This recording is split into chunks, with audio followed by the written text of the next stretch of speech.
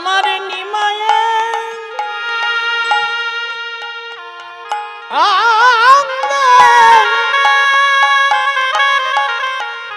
যে ধুলা দর্শন করিলে ও তো যাতা ধুলো নয়, যেসব ধুলো নয়। আসতে কি ধুলা জানো? তিন অবতারের ভগবান এই গৌরাঙ্গ অবতারে মেখেছে। তিন অবতারে ভগবান দান করেছে, ভগবানের কাছ থেকে আমরা নিয়েছি। আর এই প্রতিদিন পাবন অবতারে গৌরাঙ্গ চৈতন্য নিমাই কলির ভগবান নরহরি বলে উঠলেন, মাগো তোমার নিমাইয়ের অঙ্গে ধুলি কেউ দেয় না। আর চৈতন্য মায়ের কোলে বসে বসে মনে মনে বলিলেন, মাগো আমার এই সারা অঙ্গের ধুলা, যে ধুলা দেখিছ আমার সঙ্গ দেয় না। হ্যাঁ গো মা, কেউ যদি না ধুলো দেয়, ধুলা কি করে গায়ে লাগে গো? ধুলা তুমি দিলে না, তুমি দিলে না, ও দিল না, সে দিল না, কেউ দিল না, তাহলে ধুলা লাগলো কি করে? আমার চৈতন্য বলে, মাগো ধুলা কে গো? ধুলা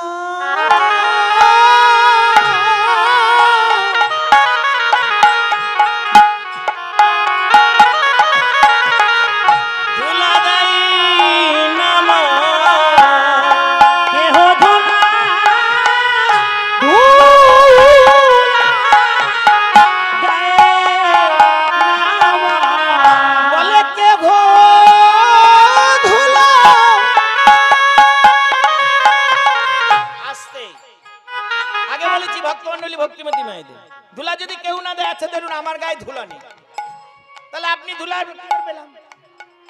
ওমা ধুলো যদি কেউ না দেয়, তাহলে ধুলাটা পাবো কি করে?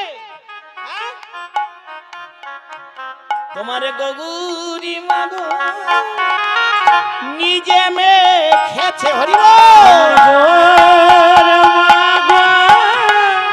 নিজে মেখেছে না ভক্ত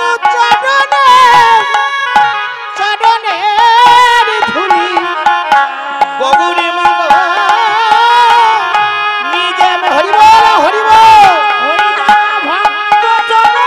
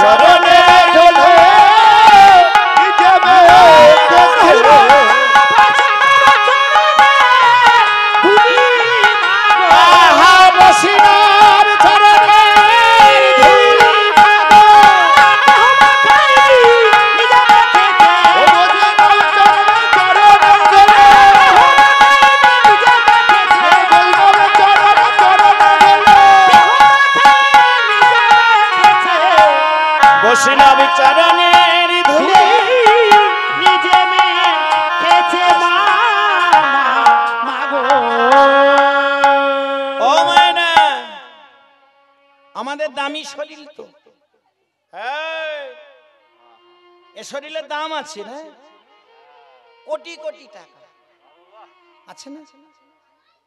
কিন্তু স্বর্গের দেব দেবী, পাতালের নাগ নাগিনী এই বৈষ্ণবী চরণের ধুলি পাওয়ার লাগি কৈলাসের হর পার্বতী মেখেছিল কোথায়, বলে ধুলা নয় ধুলি রে ভাই গোপী পদ হরিব, ধুলা নয় ধুলি নয় রে ভাই গোপী পদ ধুলা নয় ধুলি রে ভাই গোপী পদ রেণু, ধুলা নয় ধুলি রে ভাই গোপী পদ রেণু, ধুলা নয় ধুলি নয় রে ভাই গোপী পদ ধুলা নয় ধুলি রে ভাই, ধুলা নয় ধুলি রে ভাই, ধুলা নয় আসতে বলে ধুলা নয়, এ তো ধুলা না, এ তো ধুলা না, তাহলে কি আসতে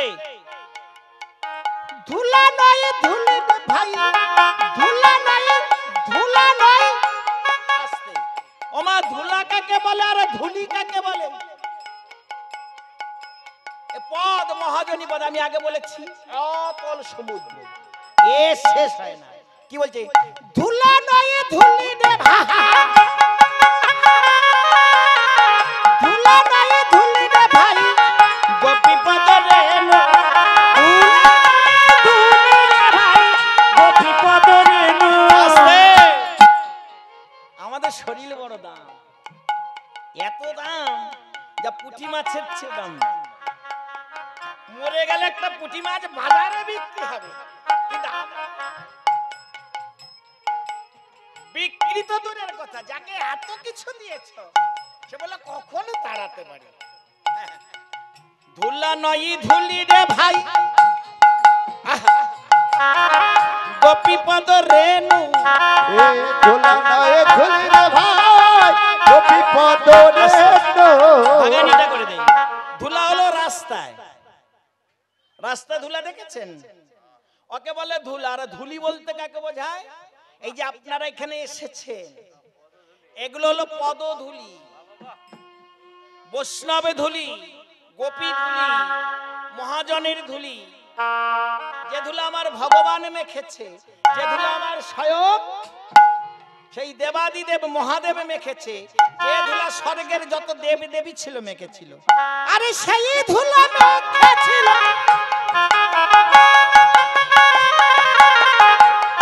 এটা হলো ধন্য।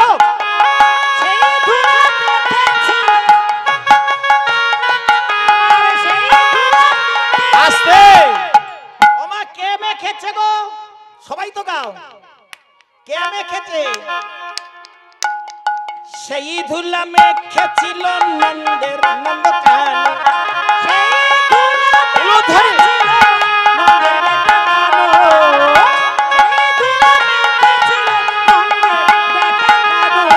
ভক্ত রাজ ভালোবাসি মা,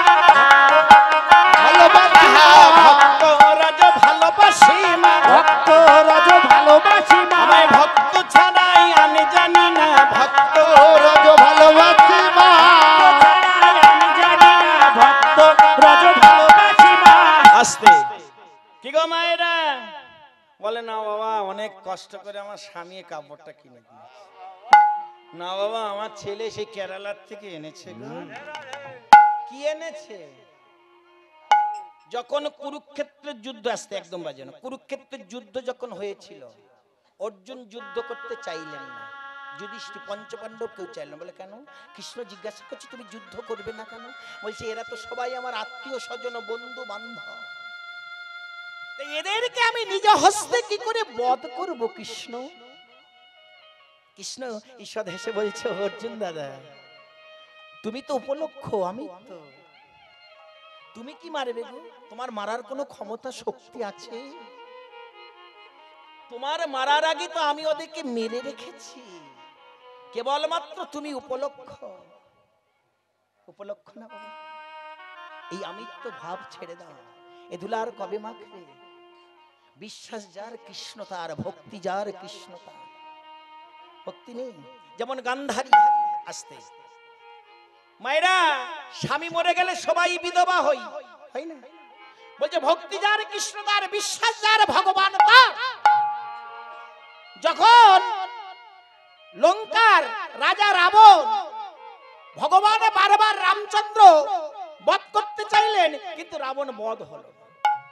কেন হলো না? না, তারও কারণ আছে।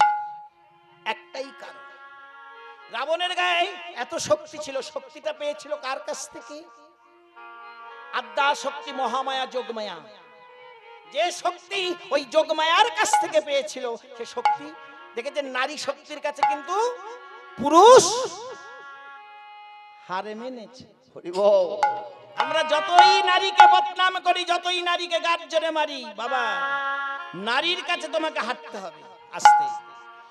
ওই যোগমায়াকে যখন আরাধনা করে আদ্যা শক্তি মহামায়া, কে করলেন? রাবণ।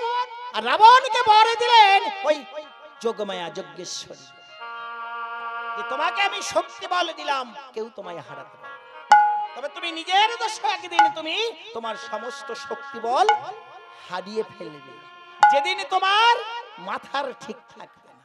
আস্তে সেদিন রাবণ যখন বারবার পরাজিত হলো, আর রাবণের ভাই বিভীষণকে যখন লাথি মেরে তাড়িয়ে দিল, আর বিভীষণ ভগবান রামচন্দ্র কুলের আশ্রয় নিলেন। দেখলেন বিভীষণ, দেখলেন যে আমার ভগবান বারবার পরাজিত হয়ে যাচ্ছে। ভগবানের কাছে গিয়ে করজোড়ো করে বলে উঠলেন, ভগবান বিভীষণ, তুমি কাঁদছো না দয়াময়? তোমার এই বারবার যে পরাজিত হওয়ার দর্শন আমি আর দেখতে পাচ্ছি না। বিভীষণ, আমি কিছুতেই পারছি না রাবণকে বধ করতে। বিভীষণ কেঁদে উঠে বলল, দয়াময় আমি একটি কথা বলবো। বলো। আমার দাদা যে রাবণ, ওকে বধ করতে গেলে একটাই মাত্র অস্ত্র আছে, একটাই মাত্র বুদ্ধি আছে। আস্তে আস্তে আস্তে আস্তে বলো না, রাস্তার কথা বলো না। একটাই মাত্র যুদ্ধ। শোনো শোনো ভগবান, মায়েরা শাখা সিঁদুরকে যদি অক্ষয় করতে হয় তবে শুনে নাও, রাবণের স্ত্রী মন্দাদরী আজও কিন্তু সদবা, বিধবা হল না। ওগো দয়াময়,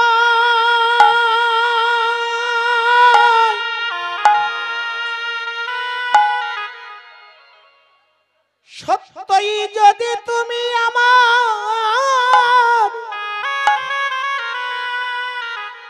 দাদা রাবণকে পরাজিত করিতে চাও, একটাই উপায় আছে। কি উপায় বিভীষণ? আদ্যা শক্তি মহামায়ারে পুজো তোমায় করিতে হবে। রাবণ হেসে, রাম হেসে উঠলেন, রামচন্দ্র হেসে উঠলেন, বিভীষণ তোমার কি মাথা টাথা খারাপ হয়েছে? আমি যোগমায়ার পুজো করলেই তোমার দাদা বধ হবে? হবে গো, সেটা কেমন করি? না তুমি একটিবার করে দেখো। রাবণ কেঁদে রাবণের কথা যখন বললেন, এবারে ভগবানের রামচন্দ্র আমার বলে উঠলেন, বিভীষণ এই লঙ্কা পুরীতে আমি মেনে নিলাম, আমি স্বীকার করলাম, আমি না হয় দুর্গা পুজো করব, কিন্তু এই লঙ্কাপুরীতে ব্রাহ্মণ কোথায় পাবে? আমার জন্য ভক্ত তো বনের পশুজাত আর মনুষ্যকুল। তাহলে দেবী পুজো করতে হলে তো আমাকে ব্রাহ্মণের দরকার, আর জাতা ব্রাহ্মণ দিয়ে পুজো হবে না। তাহলে নিষ্ঠা ব্রাহ্মণ চাই। তাই এই লঙ্কাতে নিষ্ঠা ব্রাহ্মণ কে আছে? বিভীষণ করজোড় করে বলছে, দয়াময়, এই লঙ্কাতে যদি একমাত্র ব্রাহ্মণ থাকিতে হয়, আমার দাদা রাবণ। চুপ চুপ। তোমার কি মাথা টাথা খারাপ হয়েছে? যাকে বধ করব, যাকে নিধন করব বলে আমি বারবার চেষ্টা করছি, আর তুমি বলছো আমার এই দুর্গাপুজোতে তোমার দাদা ব্রাহ্মণ হয়ে আসবে। বিভীষণ কেঁদে বললেন, দয়াময়, তুমি নিমন্ত্রণ করতে পাঠাও, আমার দাদা অবশ্যই আসবে। নিমন্ত্রণ করতে গেলেন কে? রামের ভাই লক্ষণ। লক্ষণকে ডাক দিলেন রাবণ, রাম, লক্ষণ, লক্ষণ, দাদা আমায় ডেকেছো? হ্যাঁ। শাঁখা সিঁদুর যদি একেবারে অক্ষয়, স্বামী মরে গেলেও অক্ষয় থাকবে, শুনে নাও। দাদা আমায় কেন ডেকেছো? রাবণকে দাদা, তোমার যুদ্ধ করতে করতে মনে হয় মাথাটা খারাপ হয়ে গেছে। যে রাবণকে তুমি বধ করতে পারোনি, আর সেই শক্তিশালী রাবণকে আমি নিমন্ত্রণ করতে যাব? যেতে হয় তুমি যাও। আচ্ছা, আমি তো তোমায় বলছি তুমি যাও। আহা, ছোট্ট লক্ষণ মনে মনে বড় ভয় পেয়েছে বাবা, বাচ্চা ছেলে তো। যখন নিমন্ত্রণ করিতে যাবে, একটা ছোট্ট ধারালো অস্ত্র নিয়েছে, ছুরি নিয়েছে, নিয়ে এখানে গুজে নিয়েছে। আচ্ছা দাদা, যাচ্ছে। এইবার শুনুন কেন শাঁখা সিঁদুর অক্ষয়। ওই না লঙ্কাপুরীতে, এই জায়গাটা একেবারে ভালো করে শ্রবণ করুন। আমার রাবণের রাজা স্ত্রী, এগো রাবণের বউর নাম কি? কি নাম? তারা। হ্যাঁ, মন্দাদরি। জানি জানি জানি। মন্দাদরি মায়া মা,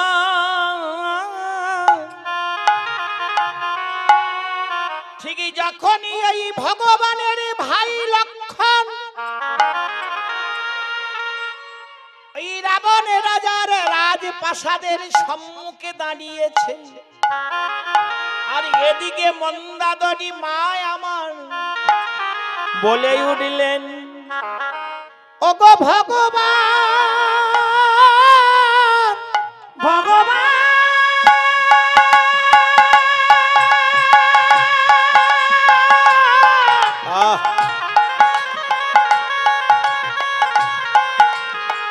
ওগো দিনের দয়া, হরি বল, হরি বল।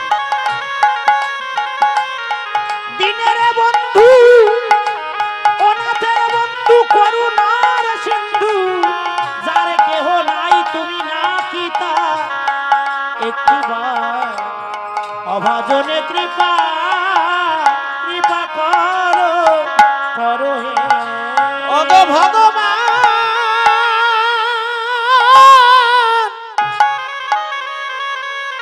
তুমি কেমন ভগবান, আমার এই বংশের বাতি দিতে?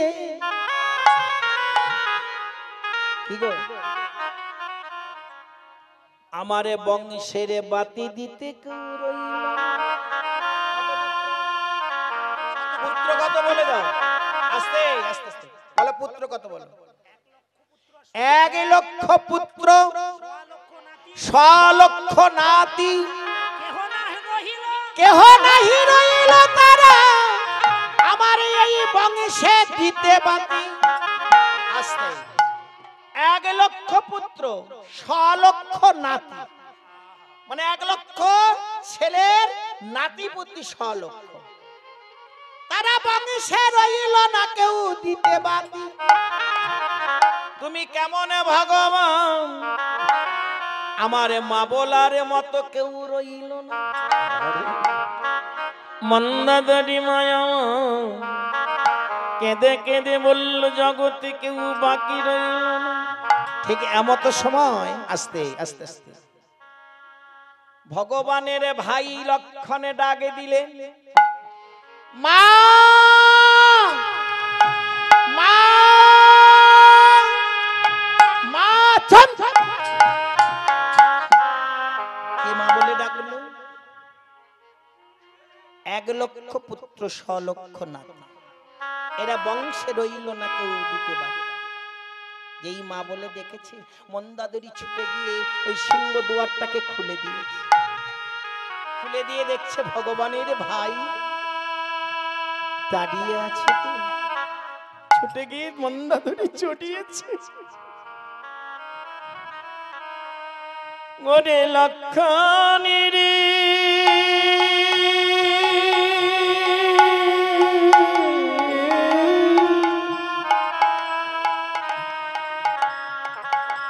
ওরে লক্ষণ রে,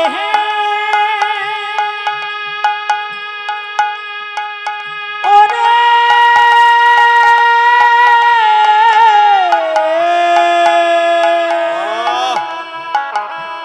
লক্ষ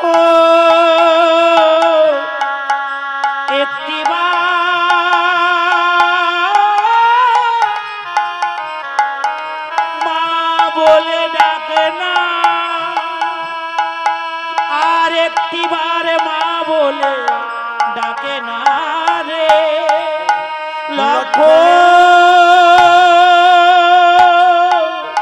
ডাক না বাবা, আর একবার মা মা মা মা বলে। লক্ষণ, আর একটিবার আমাকে মা বলে ডাক বাবা। 1,00,000 পুত্র 100,00,000 নাতি, এরা আমার বংশে রইল না কেউ দিতে পারে। তুই যখন এই হতভাগীর হাহাকার পক্ষে একটিবার মা বলে ডেকেছিস, আর একবার ডাক বাবা, আর একটিবার ডাক। লক্ষণীকে যখন মন্দাদরি আমার মা জড়িয়ে ধরেছি হৃদয়ে মাঝে, লক্ষণে বলে উঠলেন মা গো। যেই না মা বলেছি, তাড়াতাড়ি লক্ষণকে নিয়ে গিয়ে ওই লঙ্কার সিংহাসনে বসান। একেবারে ধীর শোন, ভগবানের ভাইকে লঙ্কার সিংহাসনে বসালে। আমরা বলি শত্রু নাকি মুখ দেখতে নেই। আমাদের জাগতিক জগতে ভাই ভাইয়ের শত্রু হয়, এদের নাকি মুখ দেখতে নেই, এদের নাকি ছাওয়া এড়াতে নেই, এদের নাকি স্পর্শ করতে নেই।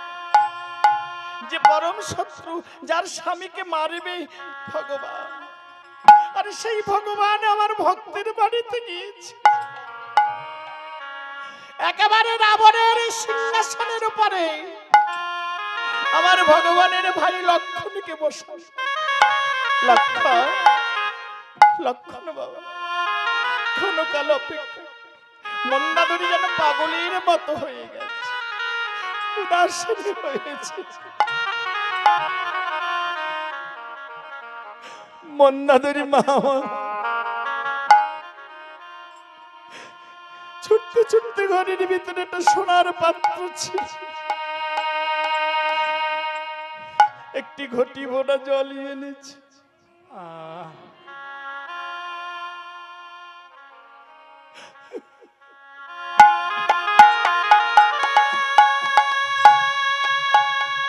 মন্দাদরি মা আমার ওই না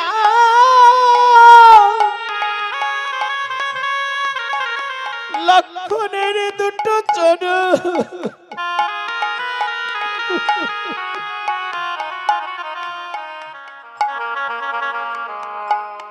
লক্ষণের দুটি চরণে সোনার পাত্রের উপরে রেখেছে। আস্তে সংবাদ গেল রাবণের কাছে। রাবণের কাছে গিয়ে সংবাদ পাঠালেন, তোমার পরম শত্রুর ভাই এসেছে। এই কথা যখন দুধ বলেছে চুপ, ও আমার শত্রু নয়, ও যে আমার ভগবান।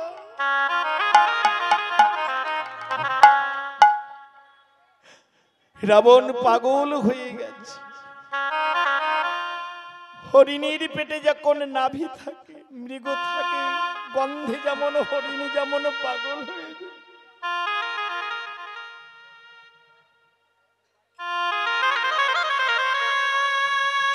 যেমন উন্মাদ হয়ে গেছে। ছুটতে ছুটতে এসে বলছে, দাঁড়িয়ে দেখছে মন্দাদরী সবে লক্ষণের চরণে জল দেবে, চিৎকার করে বলে উঠলেন, মন্দাদরী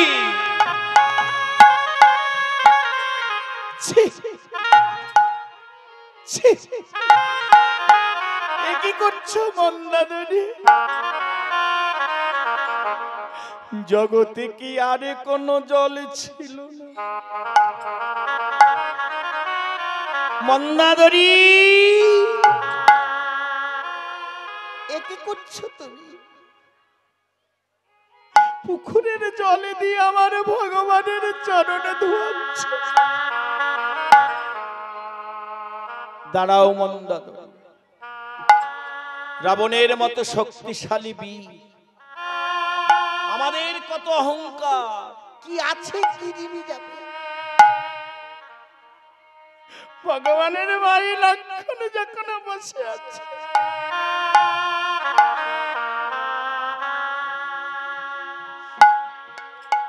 রাবণী ছুটে গিয়ে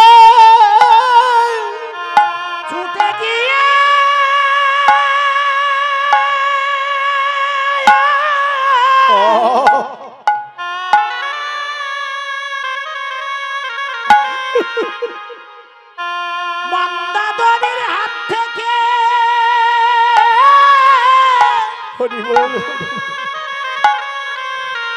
জলের পাত্রটা কেড়ে নিয়ে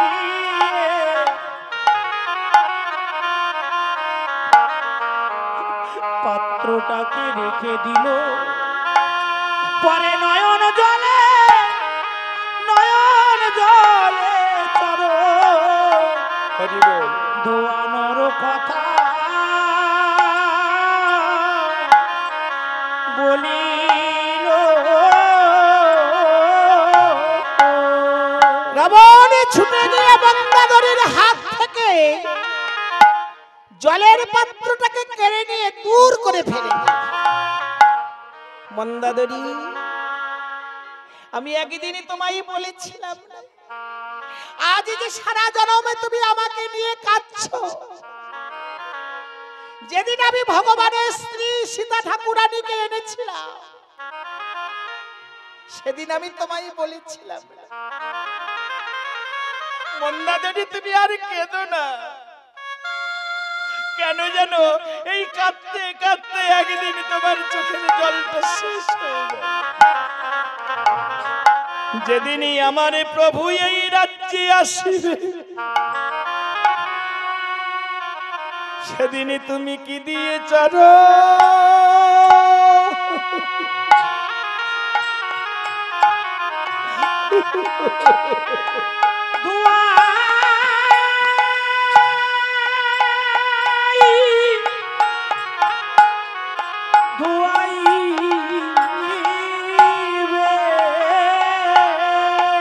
মন্দাদরী সেদিন কি দিয়ে